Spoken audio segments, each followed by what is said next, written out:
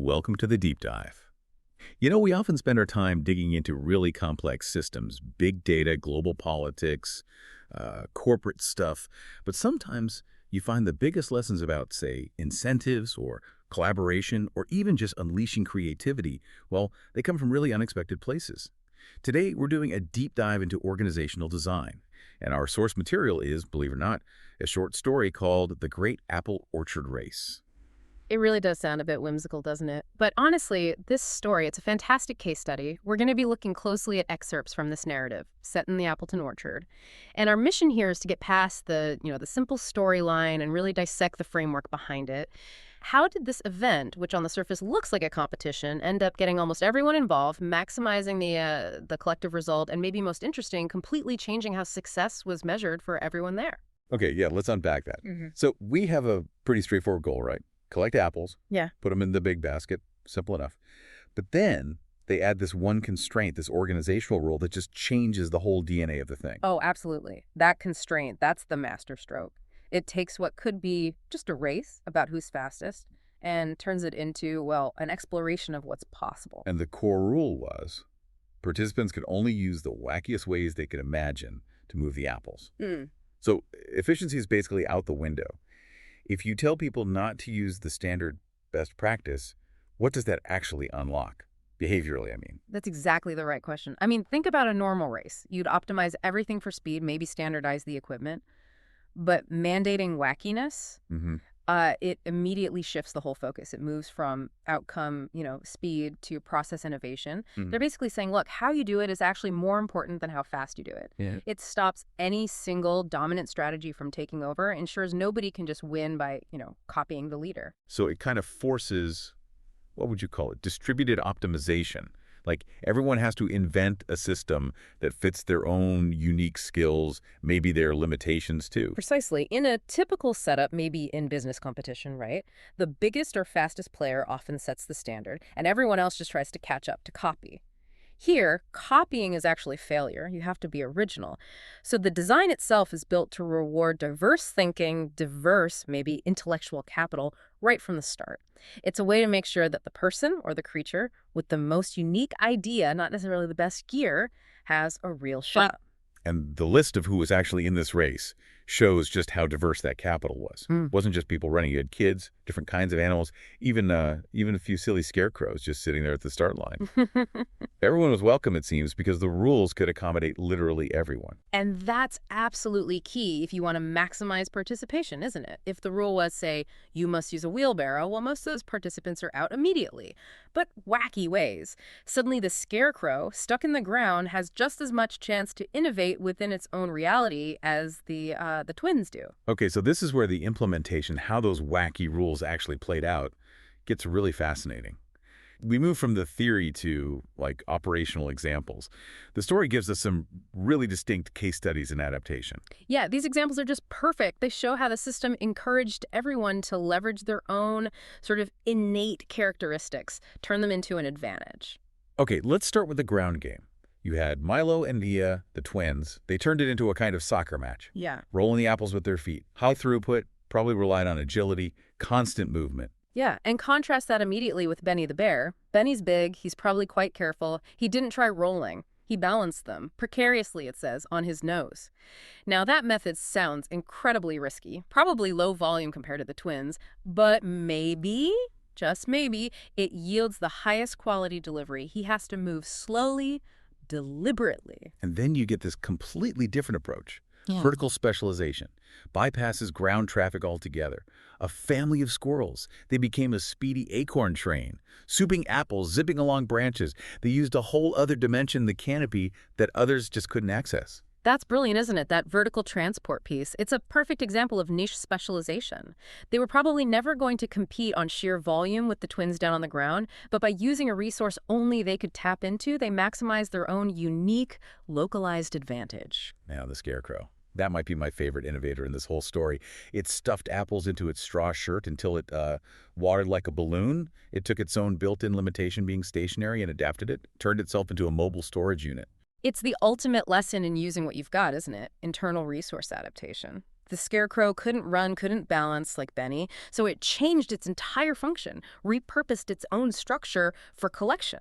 So the race wasn't won by, one single method, one powerful engine. It was like a symphony of all these specialized, maybe even suboptimal individually, but collectively functional little processes.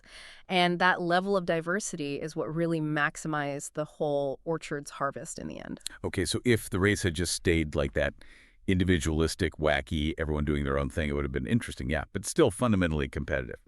But the real kicker, the big lesson, seems to come about halfway through. The narrative shifts. Yeah. Competition gives way to cooperation. Yes, this is the moment. This is where the immediate environment, the situation on the ground, kind of overrides the initial incentives. And the trigger was simple. An apple rolled into a muddy puddle. Right. Now, normally in a high-stakes race, what happens then? Your instinct is probably self-interest, maybe conflict. If a resource gets tricky like an apple in the mud, you might just ignore it, go for easier ones, or maybe fight someone else for the clean ones. Why was this different? Well, the muddy puddle wasn't another competitor, was it? It acted like an external shock. Maybe we could call it a shared organizational challenge or threat. Up till then, Mila's rolling was kind of competing with Benny's balancing. But the mud, that was an obstacle everyone faced together. And the moment that shared threat appeared, their individual roles runner, balancers sort of dissolved. They became one thing, a team. And the text is really clear here. They stopped fighting over it instantly. They just switched gears, worked together, scooped it out. And what was the payoff? That immediate emotional reward. They shouted, teamwork! Then they tossed the muddy apple in the basket. Yeah. That shout, teamwork, that's the crucial data point, It's an immediate, high-value, emotional feedback loop. The reward for getting that single muddy apple wasn't really about the apple itself. It was much more about the shared feeling, the experience of beating that obstacle together. They learned something vital right there. The buzz, the intrinsic reward from collaborating, felt better. It was more reinforcing than just grabbing another apple for themselves. It feels like the moment where the collective good, the shared value system, just permanently takes over from the competitive drive. And the story actually says this directly, doesn't it? That teamwork and creativity made the challenge fun. Fun. Fun is such an underrated tool in organizations. If your process is genuinely fun, people stick with it. It's sustainable. If collaborating is fun, it can actually beat the instinct for rivalry. And the fact this shift happened mid-race, just spontaneously, it suggests that when you've got that diverse environment, when everyone feels they can participate, sometimes all it takes is that external nudge, that shock, to get everyone pulling together towards a bigger goal. Which brings us really neatly to the final outcome. And maybe the most powerful lesson here for anyone thinking about organizational design, how they redefine success.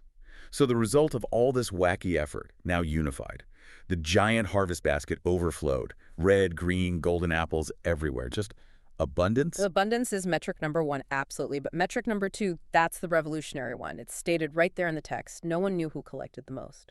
Think about that. In almost any other race, a sales contest, quarterly reviews, funding pitches, knowing the individual winner is the whole point. The fact that the sheer overwhelming success of the group completely wiped out the need for individual scores, it tells you the initial goal was successfully, maybe intentionally subverted. It feels like it was subverted by the very design of the event. The Wacky Ways rule led to diverse methods, which led to everyone joining in, which ultimately maximized the total haul. And by making the individual tally irrelevant in the end, the organizers, or maybe the system itself, ensured the victory belonged to everyone. They designed a system where trying to optimize for your own score was actually less rewarding than optimizing for the collective outcome, that overflowing basket. It makes you think, if you're designing, say, a team project, and the final measure isn't individual contribution, but the sheer collective output, the total success, doesn't that change everything? You'd stop hoarding information or resources to beat the person next to you, right? You start sharing because their success directly fuels your collective success. Absolutely. The real success here was measured by, well, utility, everyone gets fed, happy bellies, and collective well-being. Immense fun was had. The lack of a single winner just hammers home the point. The process success, getting everyone involved, fostering that collaboration, was valued more than assigning credit. The celebration wasn't for the fastest twin or the highest balancing bear. It was for the whole orchard being full. So the race was never really about speed or who was best individually. It was more like a structured experiment. an experiment in maximizing creativity everywhere, maximizing enjoyment, and that led directly to this incredible abundance. And that final scene really cements it, doesn't it? The post-event celebration. That shared joy, the apple cider, the pies, the text mentions apple smiles around a bonfire. That's the final reinforcement. The emotional payoff from the collective win gets spread equally. Everyone feels they own that success. It wasn't just about getting the job done, it was about celebrating the positive culture they built while doing it. So wrapping up this deep dive, it seems clear that even in a simple setup like this, if you have clear rules that specifically push for creativity and you foster a culture where collaboration can emerge, you fundamentally shift what winning even means. You move away from that zero-sum game towards, well, shared abundance and celebration. Yeah, and it really forces us to ask some tough questions about our own metrics, doesn't it? In our organizations, our teams, we so often focus on optimizing the individual star performer, but that can lead straight to, knowledge hoarding, internal competition, silos. So what if? What if the true measure of success for your next big project was different? Not measured by who had the highest score, but by how much real innovation you unlocked, by how much shared fun and happy smiles resulted. How would you need to change the structure, the rules of the race to achieve that? And maybe crucially, following that thought, what's your organization's version of the muddy puddle? There a challenge, maybe one you could even design, or one that just happens that's so unifying it forces your specialized silos to drop the rivalry, to realize that working together isn't just helpful, it's actually the most rewarding way forward. That's definitely a thought to take into your next meeting. It certainly is the Appleton Orchard. It's more than just a cute story. It feels like a blueprint for a different kind of excellence.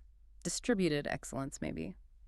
Well, thank you for joining us for this deep dive into the surprisingly complex and rather inspiring world of apple harvesting.